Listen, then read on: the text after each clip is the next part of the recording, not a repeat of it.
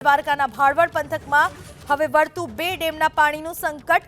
વળતું 2 ડેમના 20 દરવાજા 5 ફૂટ ખોલવામાં આવ્યા। ડેમના દરવાજા ખોલાતા રાવલ ગામ બેટમાં ફેરવાઈ ગયું।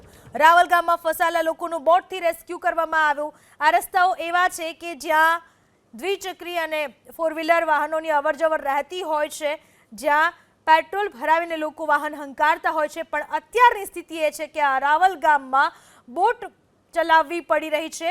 રસ્તાઓ પરથી બોટ ચલાવીને લોકોને રેસ્ક્યુ કરવામાં આવી રહ્યા છે। દ્વારકાના ભાળવડ પંથકમાં હવે વળતું 2 ડેમના પાણીનું સંકટ। વળતું 2 ડેમના 20 દરવાજા 5 ફૂટ ખોલવામાં આવ્યા। ડેમના દરવાજા ખોલાતા રાવલ ગામ બેટમાં ફેરવાઈ ગયું। રાવલ ગામમાં ફસાયેલા લોકોનું બોટથી રેસ્ક્યુ કરવામાં આવ્યું। આ રસ્તાઓ એવા છે કે જ્યાં દ્વિચક્રી અને 4 વ્હીલર વાહનોની અવરજવર રહેતી હોય છે, જ્યાં પેટ્રોલ ભરાવીને લોકો વાહન હંકારતા હોય છે, પણ અત્યારની સ્થિતિ એ છે કે આ રાવલ ગામમાં બોટ ચલાવવી પડી રહી છે।